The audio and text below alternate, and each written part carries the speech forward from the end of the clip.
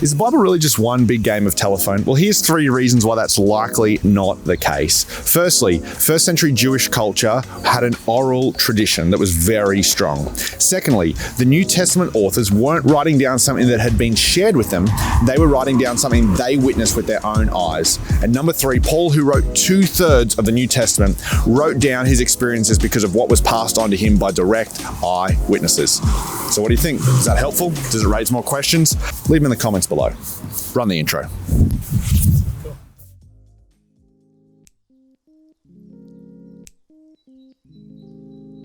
The biographies we have of Jesus' life are written pretty close to his death. If we take that Jesus died around AD 30, Mark's biography was written around AD 60, which is in a couple of decades of that time frame, which is really close historically speaking. Some people might ask, well, why didn't Mark and the other authors write their biographies down sooner?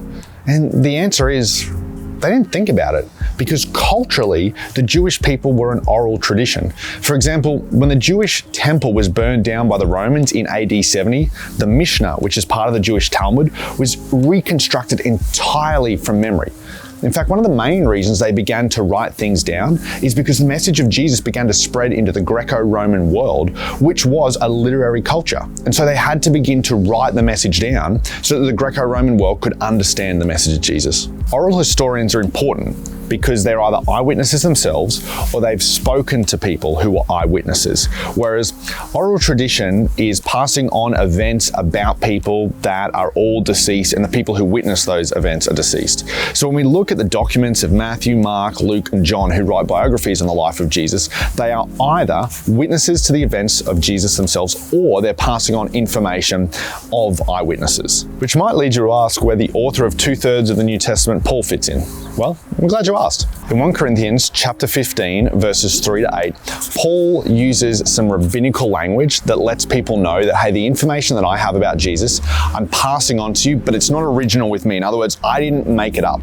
Now, in Jewish tradition, this was called kerygma. And it was really, really important because it was effectively letting someone know, hey, I got this from a reliable source. Now, why this is important is because 1 Corinthians, the document itself, was written around AD 55. And Paul himself visited Corinth to plant that church in about AD 50. Now, he went to Jerusalem where he's talking about, hey, this information that I gathered, I'm now passing on to you in AD 36, which means, incredibly, that the information that Paul is passing on in this document to the Corinthian church was gathered to within 3 to 6 years of the life of Jesus and gained from eyewitnesses that he met with while he was in Jerusalem. I don't know how you view that, but to me, that's the furthest thing from a game of telephone that you could possibly get. Hey, thank you so much for watching the video. If you liked it, give it a thumbs up and subscribe. And don't forget, new videos every Tuesday.